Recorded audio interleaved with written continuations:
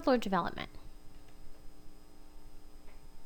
Toddlerhood is considered between the ages of 1 and 3. And if you've already watched the developmental theory lecture, this is going to have a little bit of a review in it for you.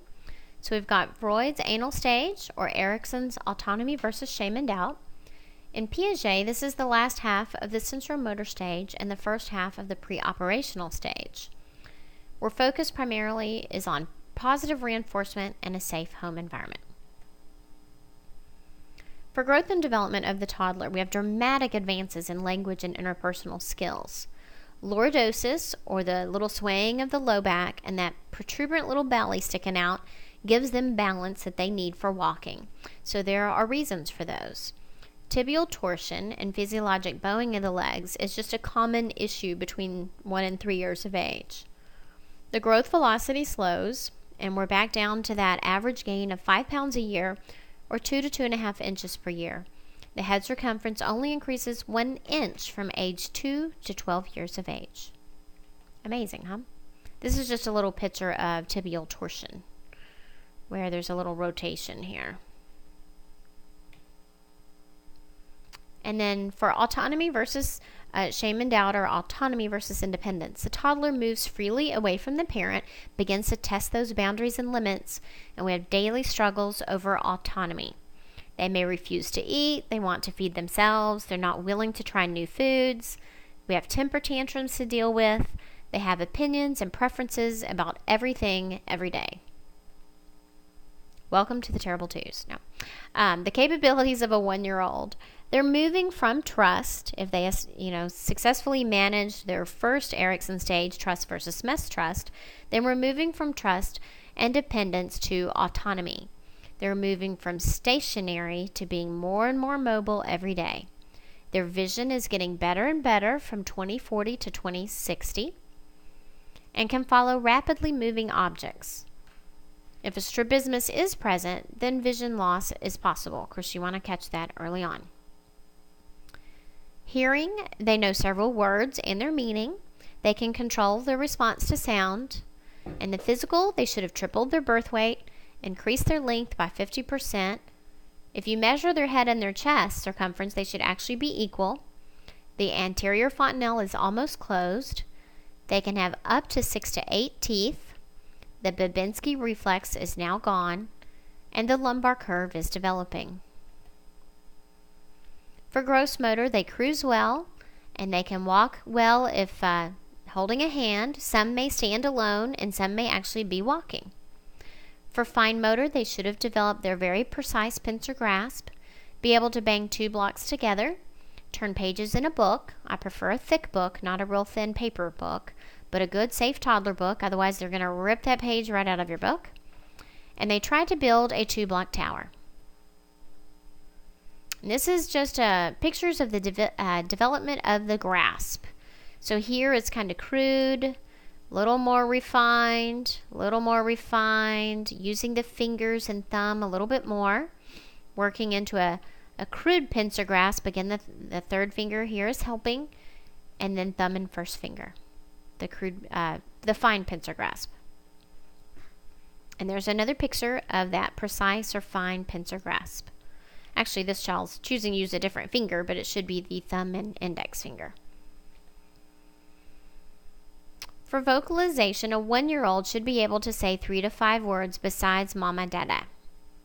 They should be able to recognize objects by name, maybe imitate a few animal sounds if they have been taught that. A lot of parents haven't thought to teach that yet. So I try to include that in some of my teaching, either at the 1-year checkup or 15 to 18 months. Do they know any animal sounds? Oh, it's a good time to buy an animal book and to learn all those things. They can understand simple verbal commands, bring mommy the diaper, or go put that in the trash.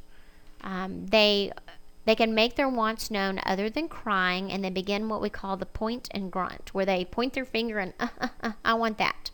And the point and grunt is considered pre-language, and it is a very, very important milestone for language development. So pointing and grunting is just of utmost importance.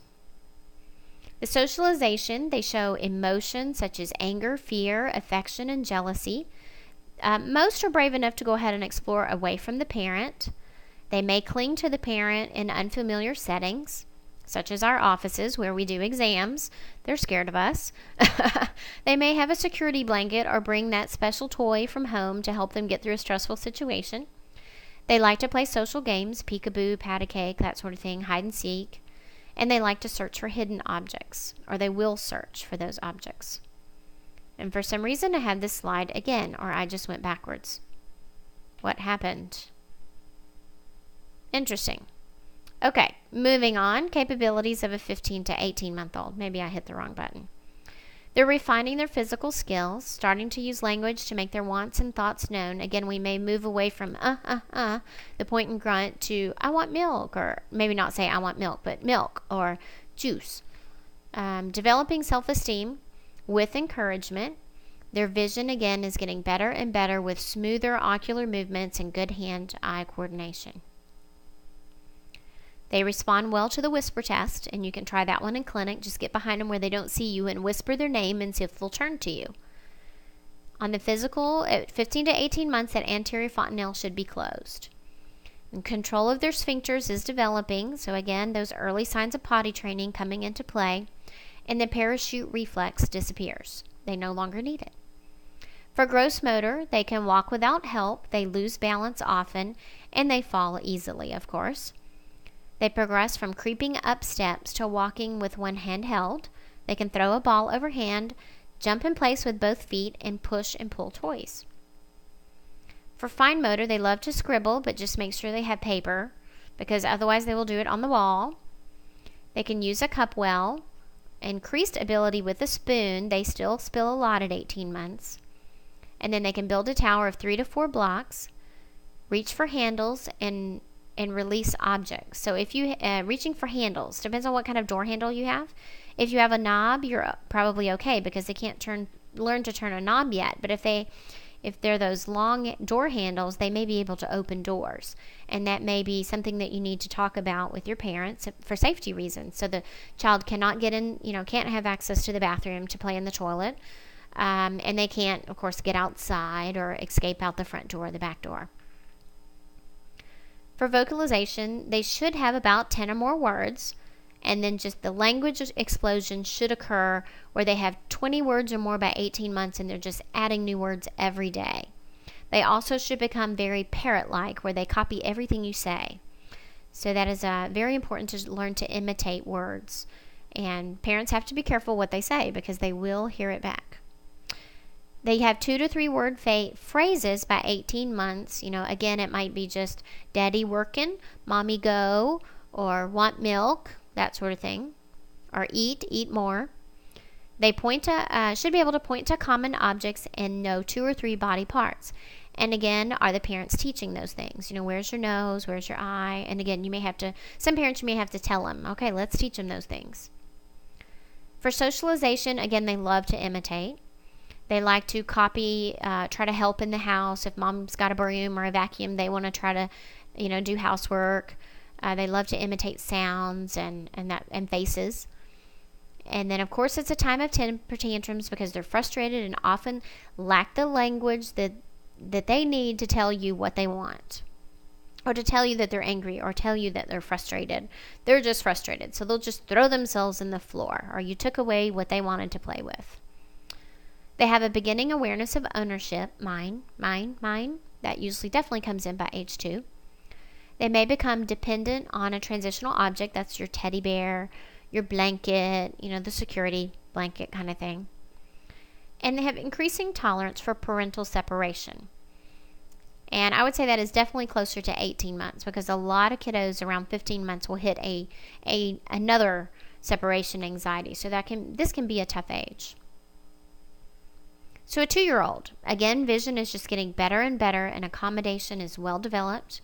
They can double in height at age 2, or their height has doubled by age 2. If you double it, it equals approximate adult height. I did not say that right.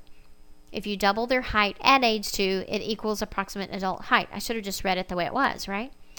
Okay, so birth weight has quadrupled by 30 months of age. The chest circumference is now larger than the head circumference. and they may begin some readiness for toilet training. For gross motor, they're able to walk up and down steps one at a time. They can run well with a wide stance. They can stoop and recover, or what we call, they stoop down, pick up an object, stand back up without falling. They can kick a ball forward without falling. They can build a tower of 5 or 6 blocks. They can draw a vertical line and then do the circular strokes, and they can turn doorknobs. Now you have to be careful. And the bathroom is the first place you have to block. For vocalization, the receptive language is greater than the expressive language. And what that means, of course, is they understand more than what they're going to say. They use language to convey their thoughts and needs to some degree. Their speech is usually 50% intelligible to strangers, but mom can usually understand most all of it. And then they have telegraphic speech, is what they call it. They use phrases but omit the plurals, the prepositions, the adjectives. A lot of times that's why you hear want milk, that sort of thing. They don't say I want milk because the pronouns come in later. Anticipatory guidance for toddlers. For feeding, they should be off the bottle by 1 year of age. And that is because of baby bottle dental caries. So off the bottle, off the bottle, off the bottle by 1 year of age. And that is still a struggle. I still preach that every day. Just a good rule of thumb for feeding. Parents want to overfeed children, or they expect them to eat huge amounts of food. And just remember that 1 tablespoon of food is equal to their year of age. So a 1-year-old should eat 1 tablespoon of fruit or 1 tablespoon of veggies at a sitting. A 3-year-old could eat 3 tablespoons of fruit, which is still not very much, but I think it gives parents a much needed visual so that they understand how much their child should be eating. We should be encouraging the use of fork and spoon, and again, that's going to come down to whether or not the parent or caregiver will allow the child to get dirty and allow the floor to get a little messy. But it's important they learn to feed themselves. For sleep, bedtime ritual is a must. A 1 to 2-year-old needs 10 to 15 hours per night, and a 2 to 3-year-old needs 10 to 12 hours per night, and they all need a daytime nap, and mom needs, or the caregiver needs, a much needed break. You should always make time for play and for stimulation. You're going to have to educate your parents. No more TV time, no more than 1 hour a day. And just remember on language that the articulation lags behind the vocabulary. So, of course, clear speech is going to come, but it may take a little longer, of course. They should be all understandable to all people by the age of 4. And then discipline becomes a big issue as well, and that may be something you need to talk about with the parents, how they plan on disciplining their child, and timeout and that sort of thing. Common toddler issues, of course, temper tantrums, and we've kind of discussed, or throughout this time, I've kind of talked about why they throw their temper tantrums, and it's because they lack the language to tell you what they want, or they're protesting. You took away their favorite toy, so they threw themselves on the floor in a total meltdown. It also helps to make sure that your child is fed on a schedule and that they've taken their nap or that they're well rested, because their temper tantrums are going to increase if they're hungry, they're irritable, or of course if it's nap time. So those are tough times of the day, and we need to kind of actually plan their schedule around those if at all possible. And then potty training, the average girl is going to toilet train around 27 months and the average boy around 33 months. And I tell parents that because that gives them a gauge. A lot of parents have unrealistic expectations related to potty training. They want to train way too early, or they want to force their child. And this is one of those control battles. The child is going to win every single time. So the parents usually have to take a back seat. And if they wait until the child is ready and use some positive encouragement, a child will practically potty train himself, which is very interesting. Some are tough and need a little push, but most of them can just about do it themselves.